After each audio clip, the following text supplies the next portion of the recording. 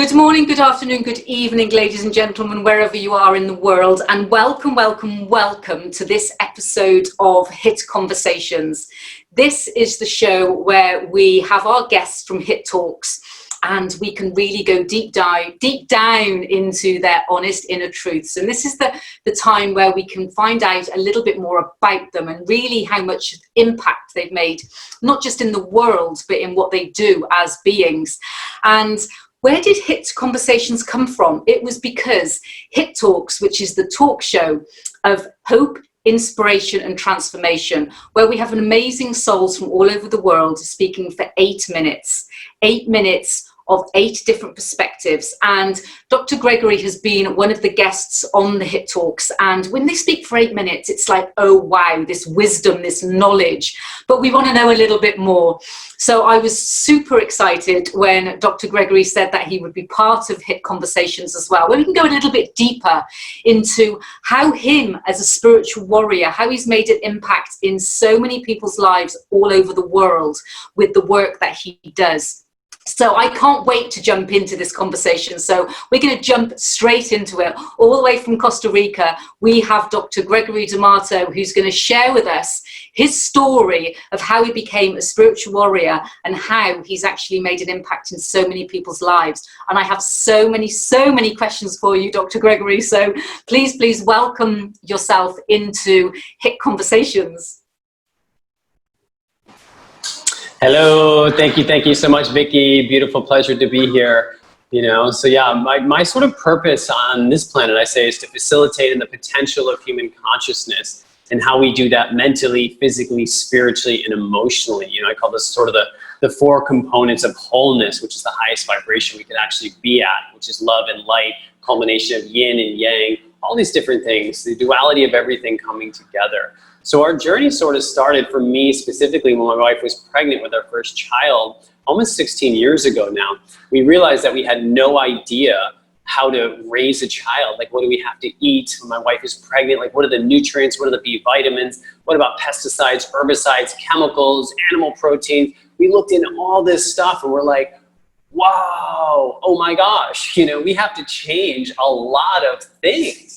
Because in the planet right now, we're looking at about a 60% cancer rate, right? So all these different things, we started researching diseases, causes of these different things, mentally, physically, spiritually, emotionally. And through that research, we started to evolve ourselves. We started to evolve our thinking. We started evolving our thoughts. We started looking into neuroscience, quantum physics, psychology. Much of my degrees are in psychology. So it's like, okay, what can we add? How many pieces are there to this puzzle we call life? I see it as sort of a 10,000 piece jigsaw puzzle. And what we do in life, most people get 1 or 2 pieces and they're like, this is it, this is everything. It's like, no, you gotta zoom out a bit more. The puzzle's much bigger than you think. So for me, it was like, how many pieces can we get in this one lifetime to start to evolve? We can see more of the bigger picture kind of thing. So I started taking these different fields and looking into, wow, image creation and thoughts and sort of mental images and how we can use the magnetism of the heart and the mind and brain coherence and heart coherence and quantum physics and Heisenberg observer effects and live food nutrition and what are we going to do with the photons in the food? What about self-love? What about evolution of the soul? So I was taking in so much information, and the more information we took in, we said, this is beautiful, this piece, and we'd stick it in this jigsaw puzzle and it changed all the other perspective of everything else. So the more pieces that we can start to bring in, the more we saw more clarity. And then that led us to seeing out more pieces and seeking out more knowledge, more wisdom, and then trying these things from sun gazing to fasting to cleansing the liver to so many different modalities. And we realized that each of these pieces is a super integral part to the wholeness that we have to feel. And we're so sort of, missing that connection to the earth, the connection to the sun, the photons, the love, all of these things. So for me, it was just this ever-changing knowledge and thirst for give me more, yes. So that's sort of how it started, and it was always a personal experience. It's always more documentaries, more books, more pieces, just that inner thirst that we have, as human beings for knowledge. If we don't switch it off, it's always sort of on, which is beautiful, I know, amazing. And we'll go a little bit deeper into liver cleanses and, you know, different things that people can do. But you talk about rewiring your natural pathways to do with all about breaking free of conditioning. You know, can you tell us a little bit more about that? Because, you know, I know, with, you know, not given too much science, but, you know, I know from the work that I do and, you know, conversations that we have and, you know, the energy of the universe, actually the rewiring of what is in our coding and in our conditioning is really, really important. But it's something that you talk about. So could you share a little bit more about that? Yeah, it's extremely important because if we don't know that that's happening, we just keep going on autopilot. You know, we're like, no, the car's on cruise control. Wow, I didn't know that. Okay, take it off and show someone how to do it. So by the age of 7, we're about 95, depending on the research, to 95 to 99% wired for our reality. And this comes from the hypnotic trance that we are in, basically, in the brain waves from those first 7 years. We're designed to be basically a sponge. So we create these neural networks from these neurons that are wiring together, firing together from our mother, from our father. Mainly for a boy, it's his father. For a little girl, it's her mother. We like what they like. We want to see them all the time. You know, my little son's like, Daddy, can I come with you?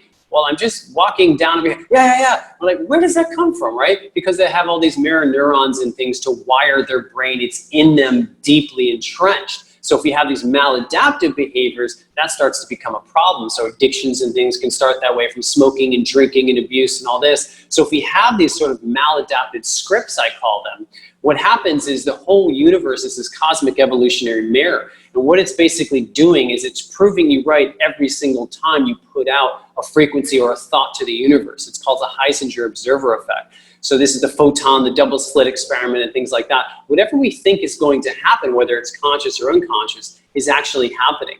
So a lot of times these scripts that we have and these actors that are corresponding to these scripts are virtually unconscious, you know, completely below awareness. So for a boy, it's looking at, what is your father's script for money, for health, for wellness, for jobs, for relationships with their partner? So what I do with clients is we say, okay, let's roll out that script. Relationship, what does this mean to you? Okay, fearful or communication's horrible. Okay, that's the old script. Let's now rewire that. And we start to create a new script for relationships, for money, for whatever it is. If we don't do that work and change that architectural blueprint, we can't blame the cells of the body for creating the housing that's always been there. We're like, what are you thinking? There's no bathroom on the second floor. They're like, you didn't want that. Like, oh shit, I didn't have a bathroom on the second floor when I was growing up. Oh wow, I never changed that architectural blueprint. So what we're doing is we're always in this co-creative process, and the universe is always saying, you're right, you're right, you're right, because you are. And it's always reinforcing everything that we're believing. You know, every second of the day, we're taking in 400 billion bits of information in the brain. We filter it down to less than 2,000 bits of information. That's less than 1/2 of 1/1,000,000th of 1% of what actually exists. And that 2,000 bits of information is the same 2,000 bits that have been hardwired into the brain before the age of 7. And this is for every single circumstance in our life, whether it's communication with men for men, women, how you see partners, all of this stuff, healthy eating, all of this. So we're basically have these sensory gating parameters in our brain that are gating out our reality of other things. We're only going back to that same wiring, we're reinforcing it. When we start to choose a new reality, we can start to change our eating patterns. And this reality creation starts to come from anything, from watching a documentary, from reading a new book, from having a really cool conversation like this. People are like, huh, didn't know that was going on. Let me look more into that. Let me start to be more of an active co-creator in what I actually want. I don't want the neuropeptide addiction to shame and fear and anxiety, because all these emotions are below 5 hertz. They wire together, they fire together, and that frequency band is also dictating the electromagnetic signature we're craving for foods, for alcohol, for dairy, for suffering in our lives, and it's reinforcing us electrochemically, electromagnetically, so we're more sad and depressed, because it's creating that like is always attracting like every second of every day. So it's an interesting sort of thing. When we start to shift our mindset, that's everything.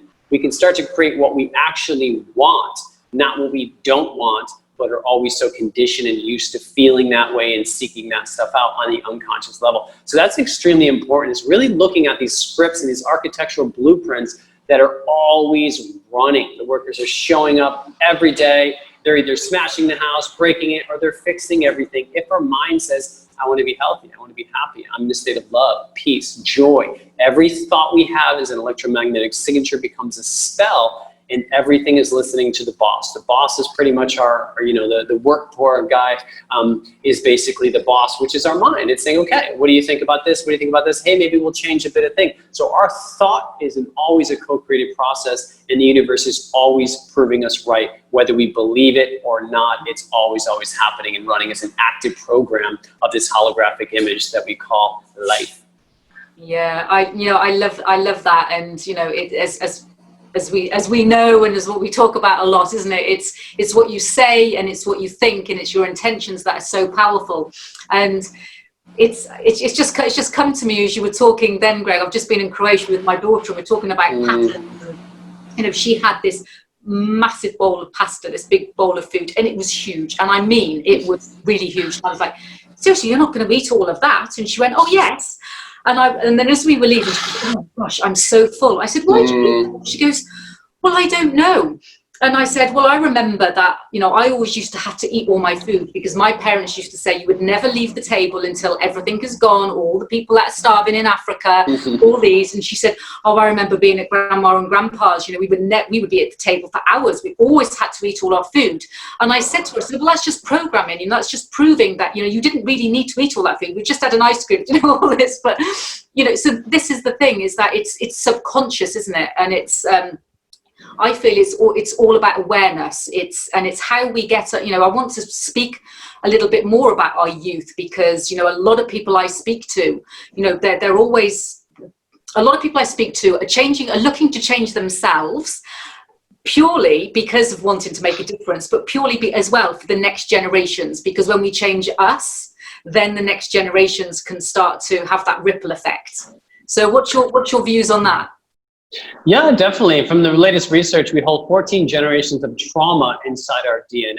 Yeah. That's extremely important. We're electromagnetically and energetically connected to forwards and backwards of time, all of our progeny forwards and backwards as well. So when you start to change, when you're doing a ceremony, when you start doing a detox and cleansing and fasting, your daughter feels it as well. There's an energetic, photonic vibration between you all. And this is, the photons are the most efficient packaging system for light, knowledge, and wisdom, right? So we have all this stuff happening all the time. So as you're changing, that connection is just, it looks separate. Nothing is separate. That subspace, the underlying glue of the universe, where everything is basically one energy. So as you start to upgrade yourself and change yourself, right? If you're reading a book, she's like, oh, what's that book? It sounds very interesting. Before, she had no information, no knowledge, no inkling into that book at all. Once you downloaded that program of, oh, this is very interesting. Wow, she got maybe 10% of that. And then it opens up her awareness. And that's the biggest precursor to change, is consciousness, awareness, right?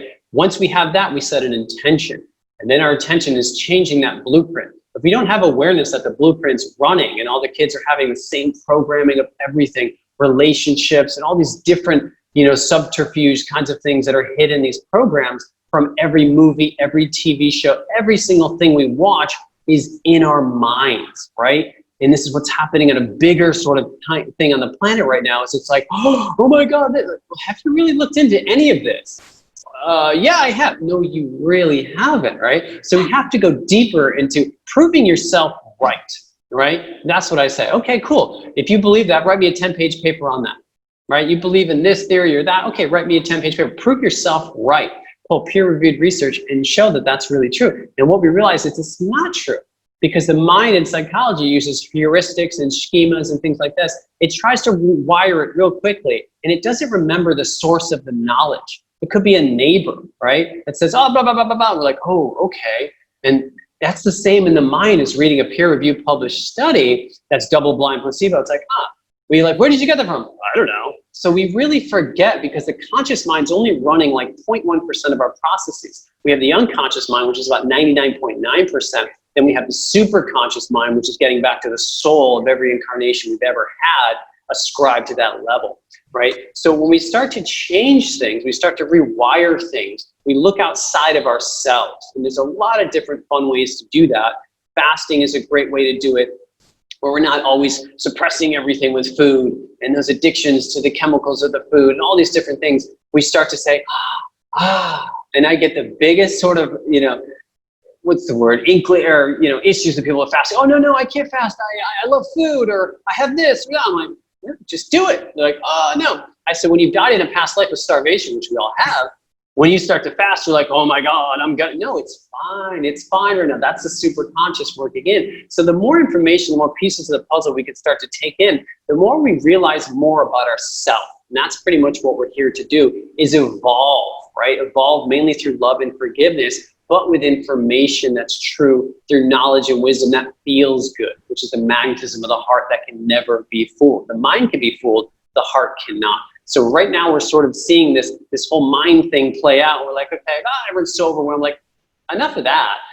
Does that feel good? No, doesn't feel good. And the heart can never be lied to. It knows the truth all the time. This is the electromagnetism of the heart, which is 5,000 times more than the brain. So getting people back to that heart is the process. And that's cleansing, that's detoxing, that's cleansing the mind, that's cleansing the body, that's cleansing the spirit, and that's cleansing the emotions, because the emotions are driving those chemicals for the food and the cravings for suffering or love or joy. Whatever frequency band we're lying in, a resonant frequency, we're also going to be attracting the same people, the same activities, whether it's yoga or going to a bar or whatever it is. All of these things exist on frequency bands.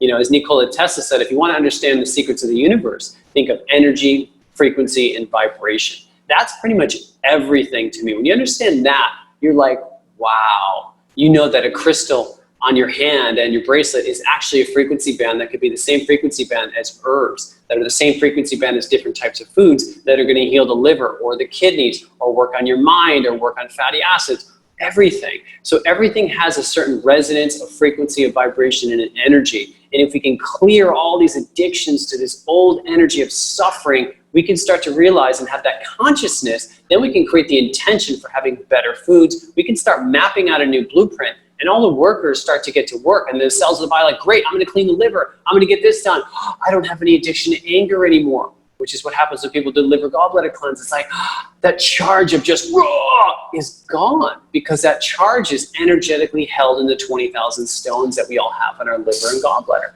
Right? And if we don't do the work of cleaning the house, guess what? No one else is going to do it for us. No one else. They can help us. They can even motivate us a little bit. But at the end of the day, the work that we do on this is our own, and that's a huge, huge point. We have to get to like, yes, I'm ready to do the work, and what we've sort of done in this, and this sort of incarnation is we all want the process. We don't want we all want the outcome, but we don't want the process, right? So we're like, okay, give me the house, give me the car, give me the veggies. Well, what about the garden? Who cares about the garden? What do you mean? That's what you're here to do, is to learn, to evolve through the process. We say, no, give me the outcome. And the outcome also enslaves us as well to an old paradigm, right? And it's not the same as what we're encoding in the seeds from our garden that we put under our tongue for 9 minutes, put in our hands for 30 seconds, give it love, put it down, don't water it for 3 days. That plant's going to grow every single thing that you need. Minerals, amino acid, fatty acid for you. This is the magic. This is the gnosis. This is the electromagnetic signature of Gaia theory, that everything is trying for symbiogenesis. Every second of every day, literally 100 million times per second, the earth is trying to vibrate and balance any perturbation. The same is happening in your body. If we know that, we say, wow, how can I now support this beautiful, absolutely magical process? How can I clean the mind, the body, the spirit, the emotions, cleaning and changing these old scripts that I don't like, because we're blaming the actors in our life all the time. Oh, this guy's an idiot. The universe is a cosmic evolutionary mirror. It's going to give you exactly what you need to realize you still need to do the work, right? You blame the triggers in life. It's like, oh, the trigger. It's like, well, that's the person that's going real slow in front of you, because the universe knows you have an issue with patience. Oh, no, I don't. Get out of my way. And then the truck comes right in front. What? Comes out of nowhere, because this is a holographic image always designed, like the Truman Show, for your evolution. So again, the first step in change is consciousness. Whoa, what is coming into my field?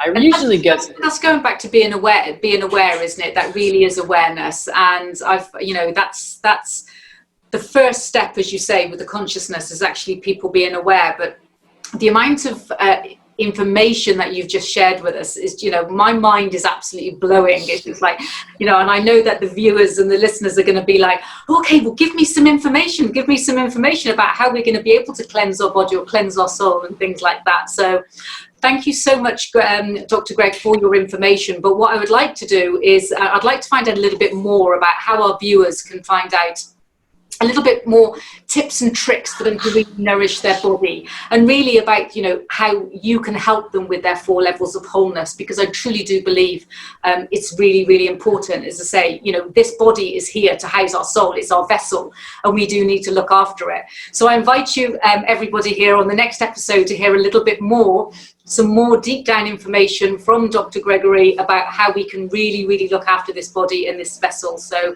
we'll see you in the next episode. So so I just wanted to break that down. If that's a lot of information for people to go out there, and you know what people's attention spans are like.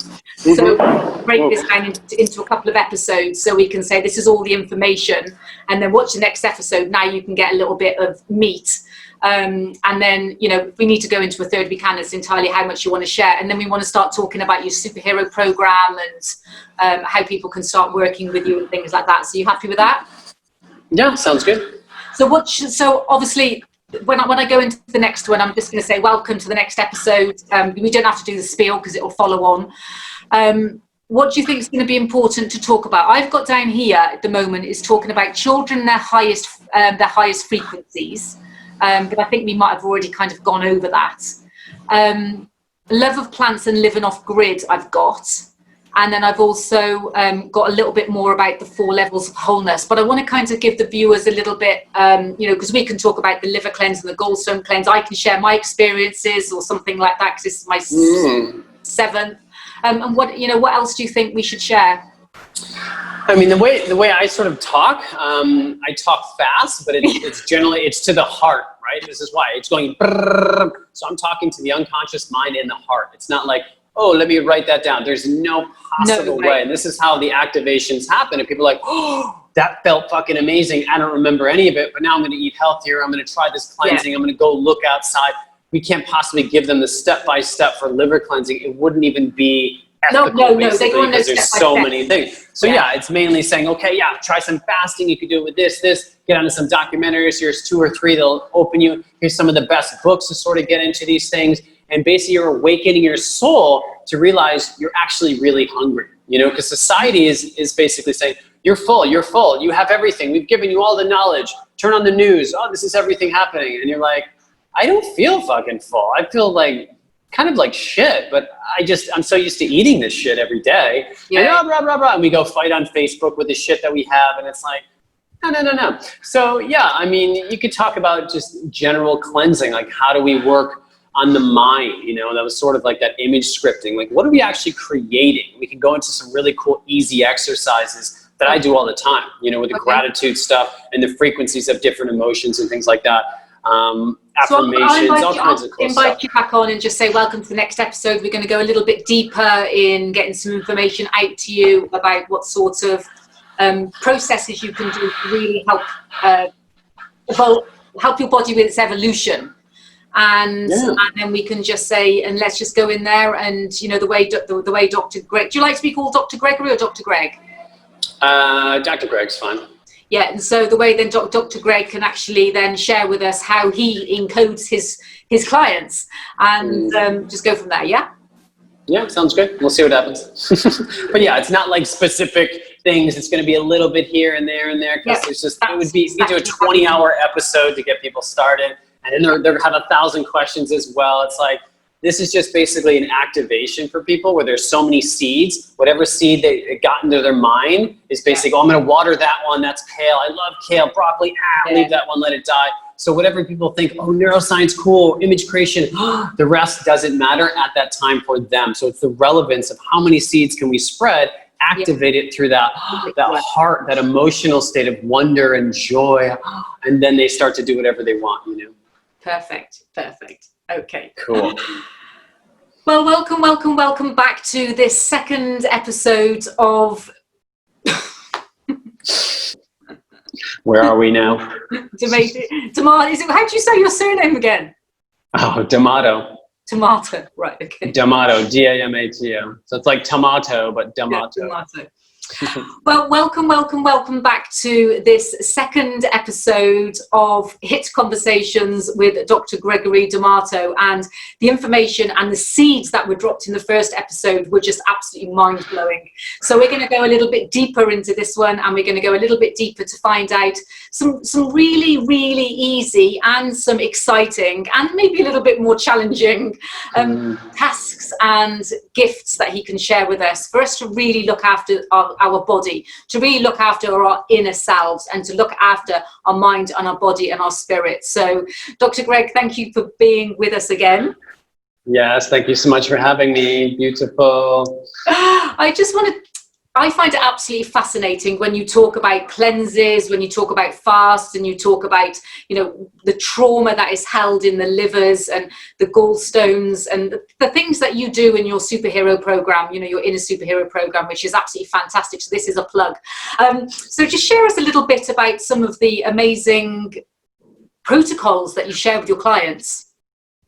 So yeah, because we live in such toxic times right now, and we're extremely sensitive as a species. We have the most sensitive digestive tract of any species out there. There's about 200 million different species. We really have to look at, what's happening in the world. What are we exposed to? And this is where we get back to that sort of consciousness, that awareness. We're not having this fear charge of things, A lot of people are having this, oh my gosh, I don't want to know things because I'm afraid. Well, you're just afraid, right? So we're afraid to evolve because we haven't learned from these traumas and things that we have. So we still have these emotional attachments to them. And the byproduct of these attachments is our emotional states, right? So it's our fear, it's our anxieties and things like that. So when someone says, hey, here's something that could be neutral, some people are like, oh no, it's just too much. It's not, because we're still overwhelmed. So we have to get to a place of stillness and consciousness and saying, okay, I've cleared the desk. I can now take on something else. Until we clear the busyness of the headspace, which is a lot of Joe Dispenza's work on brain coherence, we can never get to the heart. We're always stuck in the first, second, third chakras of, do I have enough money? I call it the scared rat syndrome. We're running around, we get this one piece of cheese. We're like, yes, I'm good. Where the rat's never going to be like, I'm going to start cultivating cheese. I'm going to get some farming going. It's like, no. So this is what we're meant to be. We're meant to be abundant. We're meant to be super joyful, super balanced. And if we're not, we're in sort of getting into a disease state. If you look at how animals chill out, they just lay down. They're like, yeah, I'm cool, super sensitive, super connected. Why? Because they're in nature. Nature's super balancing. So anytime we get into a state of deficiency of nature, we're going to start to be in a disease creation state. We start to immerse ourselves in the magic of nature and electromagnetic frequencies that are coming in nature. We start to just look at things and feel, and we try to emulate it through these gadgets at Brookstone. Oh, let's get the river sounds going on. Like, why do we love that? Why do we love the crickets and things like that? Well, crickets and all these sounds in nature at night are designed to produce melatonin in the body. We're actually all working through symbiogenesis to make sure we sleep deeper. We close out nature, guess what? We have a bit of problems shutting off the brain. Right? When we stop touching the earth, we start taking on voltage from the computers and electromagnetic frequencies that throw off the brain waves that put us in a high beta state. So we're anxious and fearful. And then we stay away from nature because we're fearful of nature because there's bugs. And oh, no. And the cycle continues. As soon as we immerse ourselves in nature, we start feeling amazing. Jump under a waterfall, highly structured water, 30,000 times more photons than our tap water. Photons are the most efficient packaging form for knowledge or wisdom. We can sit under a waterfall and download and channel information. This is why the ancient cultures knew so much. They had a connection to nature. So anytime we're connected to nature, it just feels good. We're activating and opening the heart. We're shutting off the brain. As soon as we touch the ground barefoot, we're stopping all the adrenaline, the noradrenaline, the cortisol. And we're pumping the body full of a parasympathetic neurotransmitter known as acetylcholine. We're automatically slowing down. We're clearing the desk and saying, what do I want to do today? Where before it's like, I don't even know, there's so much shit going on. This is crazy. Stop putting papers on my desk. And because we're focusing on the papers coming and we know more papers are going to come, we can't actually focus on doing any single work on the desk, right? So we have to clear everything off, get back in nature, and start working on cleansing the mind, all the garbage in the mind, right? So we start looking at herbs. What are the best herbs? Let's get onto some nervines, right? So we can get on mulungu. That's an entheogenic sedative that works on the GABAergic receptors of the brain, shuts off the brain. Then we can get onto holy basil. We can get onto adaptogens that balance the hypothalamus, the pituitary, the adrenal axis, the HPA, that shut everything down again. Once we're in a state of balance, once we've cleaned that canvas, we're not focusing on all the stuff. Once we've cleaned the mirror, the reflection starts to change, right? So we're mistakenly looking into the mirror that we've never cleaned, be like, oh, there's some stuff here. Oh my gosh, I don't look so nice. What's going on here? Once we start cleaning the mirror, we're like, oh, I look pretty good, nice. And then we can start to change and create new stuff. And the environment starts to mirror our internal environment. A lot of people focus on the external environment, and then they allow that to affect the internal environment. We have to do the opposite. We have to start creating these templates for the internal environment, closing the eyes, shutting off, feeling such joy, such gratitude. When we're at that frequency, we start seeking out all of these other things that are going to match that, right? So now we're into the cleansing, we're into the nature, we're gonna go to the waterfalls. We start shifting our reality. We have a new awareness and we have a new intention. So yeah, getting into fasting, getting into herbs. The herbs growing near your house are specifically designed for you. This is part of symbiogenesis. If you have liver issues, some people have cancer, heart disease, every single herb you need is typically within 2 to 3 meters of your house. And we cut down the dandelion root. It's so hard to get them out. When we pull it out, guess what? They grow more, they grow faster, they grow stronger roots. The universe is communicating as the mirror saying, hey, you need some of this. And the problem is we don't have that awareness to realize that's actually happening. But it's always going to keep whispering louder and louder and louder. This is the universe, this is cosmic evolutionary mirror, always looking out for us, right? But if we don't know that, we start to just forget about it. So it's like the baby. You can give a 2-year-old little toddler some keys to a Ferrari, and he's going to be like, it's like, okay, you're not ready yet. But when you are, that's going to be amazing. So as we evolve through these 7 levels of the soul, we get called through synchronicity to start bringing into things in our conscious awareness to help us evolve more and more. So this is the cleansing, this is the fasting, this is the people that will start to attract when we shift that consciousness and awareness. And this is what all these talks are for. It's like, wow, what's that? What's that? I want to grow a garden. I want seeds. I want to encode it. I want all of it, right? But that starts stimulating the process. And we start to invoke the process, the outcome always changes. The problem is most people aren't willing to change the process. They say, I just want the outcome. I want to be cured of cancer. Well, guess who the cure is? You. What are the causes of it?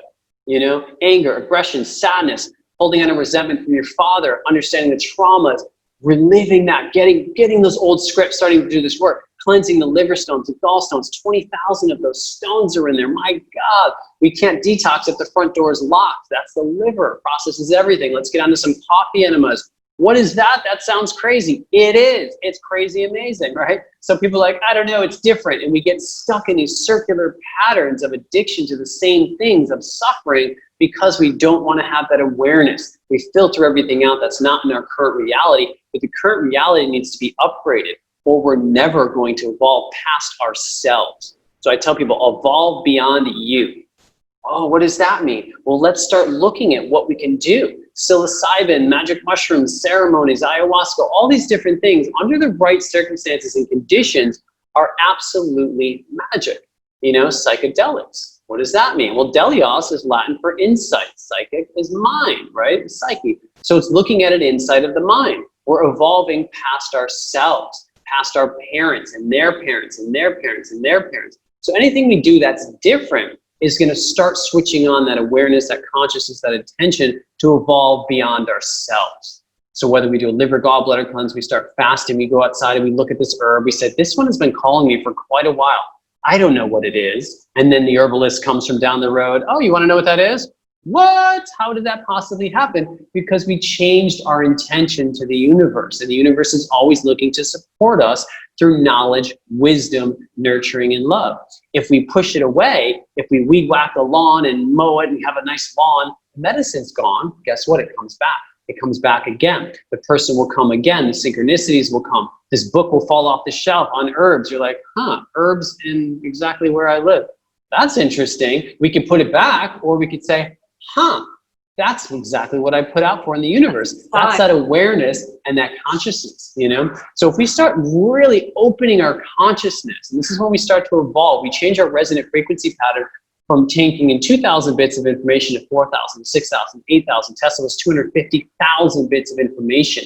He would download and channel inventions. He would run them in his head and fix them. And then he would create them perfect every single time. That's that direct connection that we all have. But to get to that direct connection, we got to clean the windshield. We can't be driving with a dirty windshield and we're like, this is ridiculous. Look at this shitty day. Wow, look at the stars. Were they always there? Yep, they were. Why didn't you see them? Awareness, consciousness, and intention. If we don't have those three, nothing changes at all. So we start to do that, the universe will communicate to you and say, here you go. There's someone on fasting that'll be there. Your friend will invite them. Oh, there's a talk on fasting at the health food store. Oh, interesting. I've always wanted to know about that. And then we start having these seeds, and then we can start planting these seeds, and then we water them, put them in the proper sort of nurturing environment, and they start to grow and flourish. But if we never plant the seeds, we don't get the garden. Life is meant to be a beautiful, abundant garden. If we don't want to plant, we deny the process, and we just want to pick the veggies, there's really no learning. There's not much evolution in that at all. So the universe is going to keep giving us different things to evolve beyond ourselves. The question is, are we willing to take that challenge? Yeah, I absolutely love it. And you say the word there that I really grabbed on it to the end is the willingness as well. So there are so many people that, as you say, have maybe the mindset that they want to make a difference, but then is the willingness there? For one, is the awareness there? For two, do they have the community to support them there? Is a three. And you know, the reasoning as well, because it has to come from deep reasoning. And I know, as I said in the first episode, there's a lot of people that I speak to that are doing a lot of changes for their children. And as we spoke about in the last episode, about when they change them, they're able to change the next generation. Is there any? It's very difficult in that nowadays in this generation. It's very difficult from, you know, I know in my generation it was like meat and 2 veg. This generation now is fast food. You know, the amount of McDonald's that they've got, you know, in the world. I know that you live off grid and, you know, and live an abundant lifestyle as plants and medicine and everything around you. For the people that are watching this that are perhaps saying, oh, it's okay for you in an amazing country of Costa Rica and having all these herbs around you and understanding. For people that are perhaps in a city or a high-rise flat, or they've got children that are just like addicted to, I don't know, what, KFC or, you know, McDonald's or, you know, unhealthy food, what would be some little tips that you could say to people about how they can kind of transition into, you know, we spoke briefly about fasting. And, you know, I can share with my experience of fasting because, you know, it's been amazing. Again, the gallstone and liver flesh. You know, my daughter thinks I'm absolutely mad that I'm constantly doing coffee enemas. And she's like, disgusting. It's not going to be very long until she's doing it. I know that. Oh, exactly. In 16. But just some little tips that people can take and say, okay, well, I'm not going to be able to do all of it, but I'd like to take some small steps and perhaps, you know, be awareness, and I have the willingness to start taking some baby steps. Yeah, so basically to me, it's changing the amount of information that comes into our bodies, you know, in our minds and our spirits and things like that. So again, that could be a documentary, that could be a book that starts it. It also could be changing the food. So there's way more photons in raw food than cooked food. So the photons are getting the information, the knowledge, the wisdom. Photons are going to recode for minerals, amino acids, fatty acid, hormones. Everything in your body is coming from light. It's stored inside your DNA, which is a lot, 528 hertz. So the divine feminine is basically, through this intuition, it's a holding tank, a receiver for the divine masculine, which is the knowledge and the wisdom, which is the sun's energy, right? And Gaia is the earth. So basically what we're trying to do is alter our photons, the information, the wisdom. So if we start taking in live food, if we start having more salads, more greens, kids love smoothies. We have to become it, right? We have to do it. We're not like, here, eat that as we're eating our hamburger. That's good for you, kid. I want the best for you. All right, Dad, what are you doing, Dad? Nah, it's too late for me. Really, it is, huh? It's an old dog, can't teach him a new trick. So we have to actually do it. When we know that the kids are designed, especially for the age of 7, that's the key window. It gets more difficult after that, but they're still changeable. It just takes more work and more effort. So every morning, starting with a smoothie. You know, hey, you want some of this? First day, they're like, no. Second day, third day. By the 5th day, they're like, I'll give it a try. It's probably going to be crap because it's green. Where's that come from? All the movies, the TV, the little, so gross. And I've seen in all the movies lately, the people that have smoothies are like, so gross, but it's good for me. What the hell kind of smoothie are you making? It shouldn't be gross. Who eats gross and drinks gross stuff? It's ridiculous. It's all propaganda to keep us in sort of this controlled state, deficiency in photons, which is lack of knowledge and wisdom to evolve. So we stay stuck. So if we start becoming what we already want to be and imbuing it kind of thing, the kids are like, that's interesting. What is that all about? Try it and you make it the best ever, right? So we use coconut water, we go out and get our moringa and go to cola, lots of different herbs, but you can do coconut water, bananas, kale, bit of honey if they want, cashews if you want, make it creamy. And that's it. It's like, wow, that's a great start. I'm not even hungry. Yeah, exactly. You don't want the eggs and the bacon, the other crap. That's going to lower you down. That's going to spike blood sugar and drop it up. Hyperglycemia, hypoglycemia, because our blood sugar balance is basically encoded in the enzyme system. So we can reverse diabetes in 4 days and 100% of the time, type 2 diabetes, by having raw food. Because the information, the knowledge and wisdom, what your body needs for insulin, for recoding all these different things and fixing itself is there. So we have all these parts that are out there, right? You can be the best mechanic in the world. You could know how to fix everything. Someone says, you know what, I'm gonna take your toolbox, bye. You're like, here's my car. You're like, dude, you screwed me. So the tools are the minerals, amino acids, going back to these kinds of things are the photons. So if we start to destroy these tools, if we take the screwdriver, we break it in half, we take the hammer, we burn the head of it, and the metal's gone, it's all rusted, like, okay, the sockets are all rusty, it just goes around the head. We're kind of useless. This is what we do in modern fast food. The body says, I can't use any of that.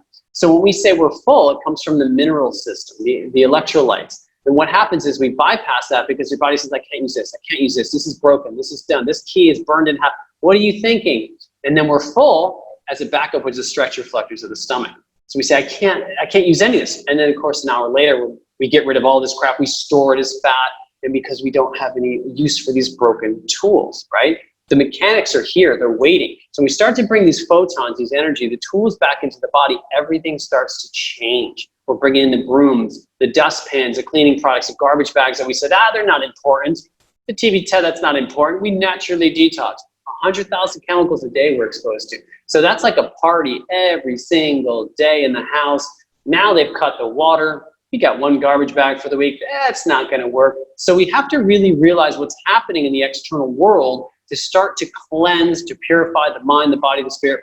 So for kids, it's like, okay, start with a smoothie. Okay, let's have a bit of salad. And if you make the best dressing ever, I've converted so many kids here because they're like, I only eat salad from you because the dressing is the best ever. It's like, oh my God, coconut, cashew, cheesy, vinaigrette, like what? Craziest thing ever. You put that on a salad, they're just tasting the dressing. The greens are just going along for the ride. And guess what? They're doing all the work inside the body because all that fiber that's not cooked is going to be the scrubber of the colon, right? It's going to give you all the sulforaphane, the DMSO, all the vitamins and minerals, amino acids that aren't broken. The tools are coming in perfect and they say, wow, thanks, that ladder's not broken anymore. I can change the light bulb.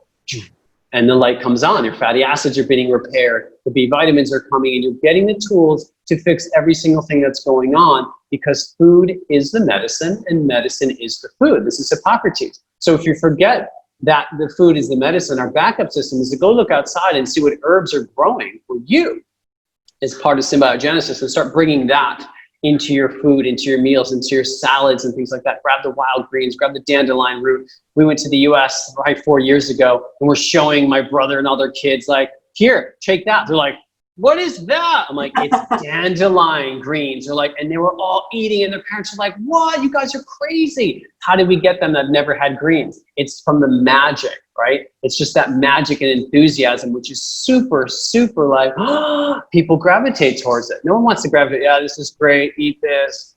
I don't know what it is. It could be the best thing ever, but no way I'm touching that, because you're not selling it in any way, shape, or form, right? So it's that magic and having that enthusiasm. Have your best freaking smoothie ever. Have a shot, cacao smoothie, you know, gritty, whatever you have. Just start to evolve past yourself, and we can start to look at, okay, cool, I'm going to take a little bit of aloe. Oh my God, it's so bitter. When you alkalize your body, guess what? Aloe's not bitter anymore. And you feel amazing. And it's a plant of immortality.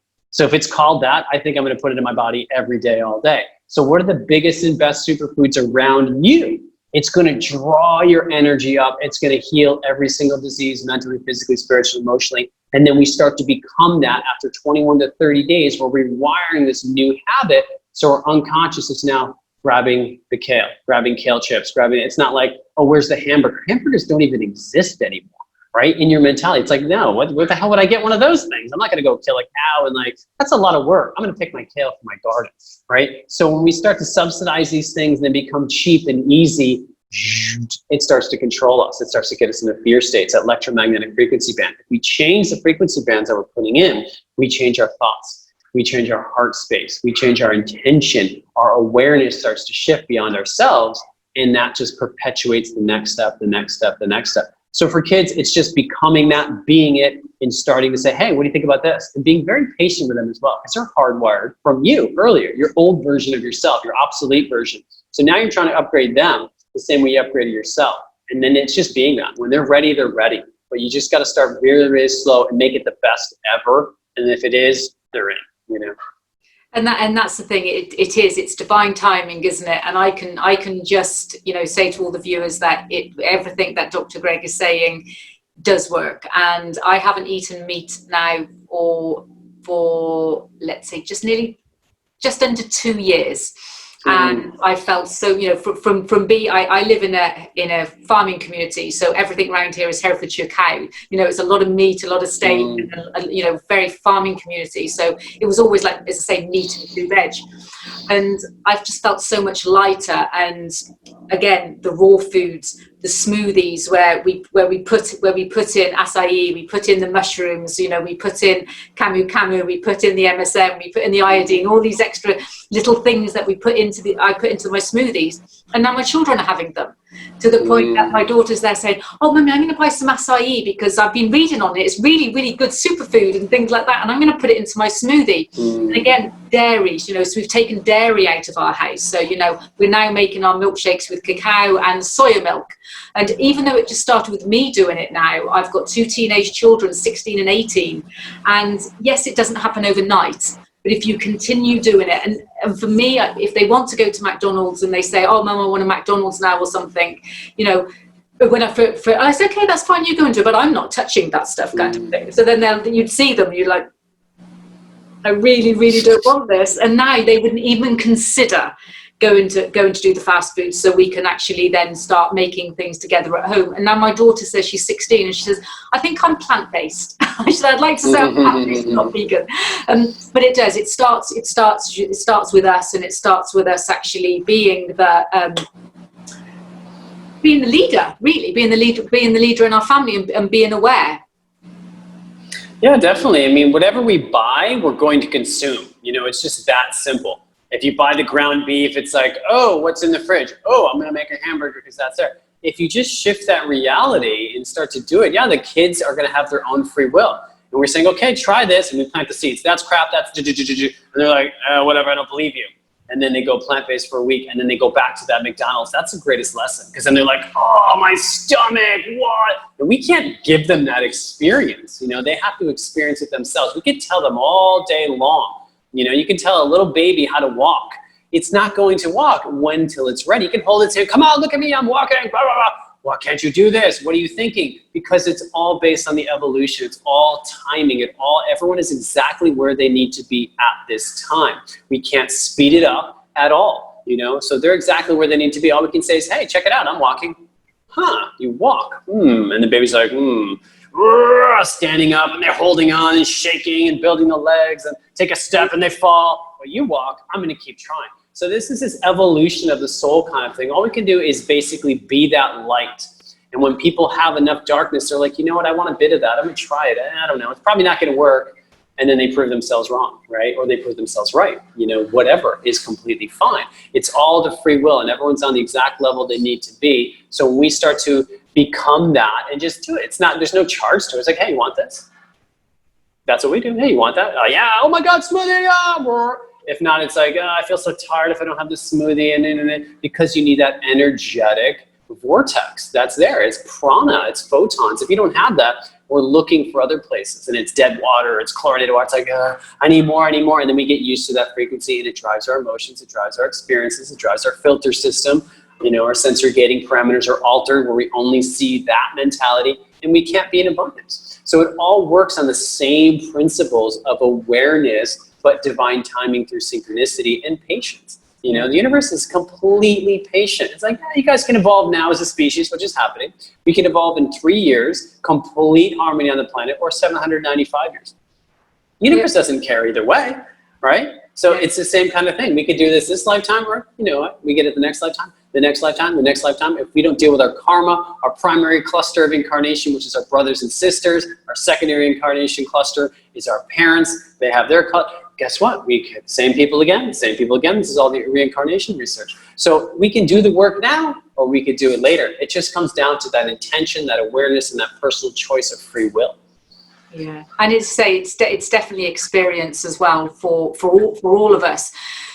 Dr. Greg, share with us a little bit about fasting, because I know that how important fasting is for me. Again, from my everything that I knew from my childhood and family is that, meat and 2 veg, you eat 3 times a day, and then you'd have toast and peanut butter or something before bed, or hot milk. Yeah, we used to have hot milk before bed. That's what you had to do to make you sleep, and maybe with a little bit of honey in. And with all of my evolution and the journey that I've been on for many years now, is that I do not eat until maybe 1 o'clock. I don't eat in the morning. I do not eat after 6 o'clock. 7 at the very, very latest, if I can possibly, and then I fast until, say, to 1 o'clock in the afternoon, and then I'll have a smoothie or something if I need it. And I find that that's really has made a massive shift in the energy that I have. And again, my family is starting to follow in suit, but it's not about them really. So share us a little bit about the magic of fasting, because some people think that if I fast, that means I just can't eat. And you say, then our reptilian brain comes in, which is survival. And then we go to the fridge and we're like, Yeah, the big thing is we've all starved. That's not like baby learning to walk. We've had those deep, deep traumatic incarnations. We've been the African child and we've starved. So that's deeply encoded and described on the super conscious level, the soul level. So when we're like, hey, let's fast, you're like, whoa, no fucking, what do you mean? I tried that once. I fasted for like a month and I died. Oh, well, that's different now, right? You get to like drink things and all that. So that's the big, big fear base that's on the super conscious level. So when we start to get over that, when we try things, we start to rewire the brain. And, every single species on this planet will fast voluntarily, typically except humans, right? Every dog when they're sick, every cat, every insect, everything will be like, dude, I'm good. Because every time we eat, we're using 80% of the body's energy to assimilate, digest, hydrochloric acid, digestive enzymes, probiotics, all these things are happening. And if it's like animal proteins, things that are very dense, macro proteins, we're trying to break them back down to amino acids. So we're destroying the house that someone said, here's the house for you, 1 bedroom, right? And you're like, no, I wanted a 4 bedroom, you have all these kids. You're gonna have to break it apart and then use it for what you want. No, how about you just bring me the wood and the parts and I can assemble it. That's plant-based amino acids. So when we start to have these heavy foods, it's a lot. It's a negative effect. We're stealing our body's energy and we're always in the negative. This is what causes diabetes and things. We're like high, low, So we always have to eat. So when we start to fast, we're going to conserve that body's energy, that 80% of the body's energy. We can use that for other functions. So it's like working an 80-hour-a-week job all the time. We're running around. We know it has to be done. I haven't cleaned out that closet. Oh my God, I got to clean out the car. I got to do this, like the garage. Don't even get me started on that. The horse stables. I need help. I can't do it all, right? So what we do is we're now off on vacation for whatever, 10 days, 5 days, whatever you want to start. And we're like, wow, the body's like, I can now work on the liver. I can now cleanse out the lungs. I can get rid of this mucus. And all the little workers in the body are going to start to shuttle all that energy to another area. This is how we replenish and restore the body. If we do not fast, we will never get to that state of replenishment and cleaning because it's always busy. There's no vacation. The body's been burned out. We're exposed to 100,000 chemicals. We don't have the raw materials in the food to detox anymore. The channels of elimination are blocked, liver, gallbladder, kidneys, lymphatic system. So we have to start doing this differently. When we start to fast, we're going to shuttle that body's energy to rebuilding all these different pathways. We're gonna start scrubbing the floor. We're gonna vacuum out the car that's been like on our list, but we just did not have the time to do that. So when we start to fast beyond 3 days, we get a big burst of stem cells. So stem cells are the way the body regenerates every single thing, from teeth to organs to brain to everything. They're trying to inject that into people now, pull them out of our spine, use the embryo, stem cells and things like that and re-inject them in. Guess what? We get that naturally from fasting. If we deny that or we don't make it cool or we say that's ridiculous, say that, Western medicine doctors, no, it doesn't matter what you eat, just take that pill though. What? Okay, that doesn't make any sense. So when we stop eating, we give the body a chance to rest and recover. So we can start with, like when we do in Costa Rica, we do a coconut water fast. That matches 55% of the blood, which is the plasma of the blood, 100% match. Just needs a bit of sodium or salt. This is why we do the Soleil in the morning as well. And then the other 45% of the blood is our hemoglobin. That's an exact match of chlorophyll. So when we're missing iron, guess what? We're missing plant blood, which is the match of our hemoglobin, which is green juice. So we take green juice, put it with the coconut water, best fast ever. It's 100% live blood transfusion, energetically, electromagnetically, and you're fasting, but basically restoring the vitality of all your blood while giving all the tools it needs, all the electrolytes that are needed for 95% of our physical processes, while stopping, because we're not having fiber, the 80% of the energy that's gonna just start going nuts, the peristalsis and all these kinds of things. We're stopping that process, and we're basically injecting all these nutrients directly into the blood.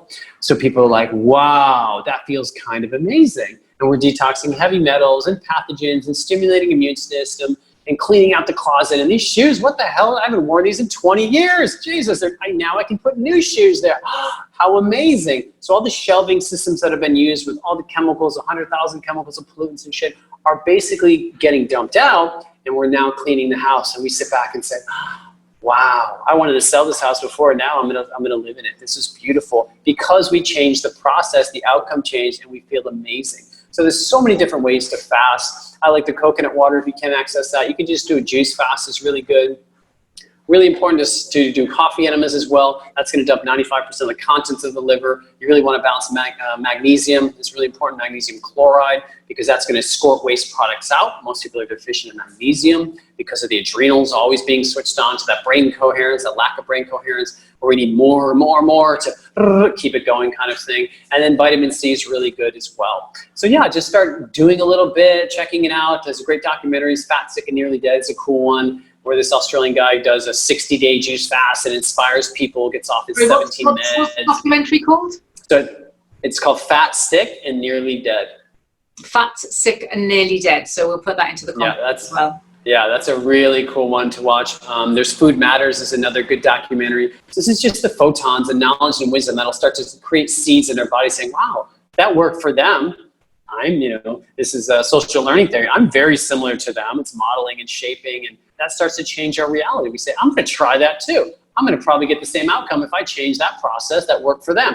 And that's exactly what happens. So it's through this, this sort of anecdotal things of marrying and doing what other people do that's shown success, because we used to grow up with the shamans. We used to see the herbs being picked and prepared. Everything was a ceremony. Now we've gotten away from the ceremony of how do I build a teepee? How do I build a house?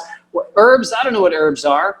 What? How do you not know what herbs? That's the backup system if we screw up the food. The food has been screwed up for about 100 years. The backup system is now being manipulated only from our consciousness. So when we start to take in the medicine, everything starts to change. We're changing this electromagnetic frequencies. And medicine while fasting is beautiful. We just get to a whole nother state of consciousness. Our goals change, our awareness changes. We start creating a whole new template. That blueprint for the house is changing. Now we're rebuilding and reconstructing the bathroom that's been, neglected, the leaky faucet that's, been going onto the floor that we slip every day and curse, oh, my tricky knee, or whatever it is, that's now changing. We're rebuilding it, we're altering it because we changed the process, so the outcome is going to change as well. So it all just depends on that consciousness, intention, motivation. When we start to change the process, the outcome's always going to change. Yeah, definitely. And it's just as you say, it's strengthening and rebuilding the foundations, isn't it? The foundations of us as beings and us of evolving people on this planet.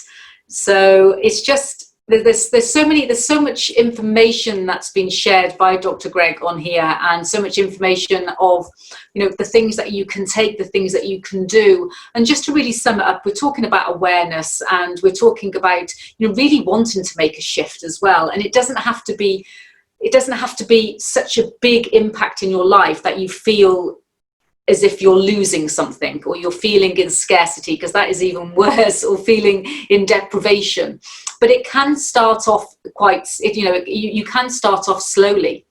And I can only say from my experience of making a shift, not just in my diet, but with, you know, how I look after my body, how I do my liver cleanses and my gallstone cleanses, how the enemas make an impact, the superfoods that I have, as I say, the fasting, the raw food, everything else like that, that it does make a huge impact. So I would love to invite Dr. Greg onto another episode, because there is so much that he can share, and there is so much information that you can get from Dr. Gregory as well. We're going to leave a load of comments in the bottom of this video so you can reach out to him and find out so much more about what he does. Please, if there's anybody that you connect with, if you're interested in making an impact in your health, if you're interested in making an impact in your children's and your family's health as well, because it all starts from us. You know, we can't change anybody else. The only person that we can actually change is us, and then it's a ripple effect. And I can tell you that through sincerity, that it's a ripple effect. So thank you so much for being with us. We will leave all the details of Dr. Gregory here, and we look forward to seeing you at another editions of HIT Conversations next time. My name is Vikki Thomas. I am your founder and I'm your host, and I am so blessed that you're here, and I'll see you next time.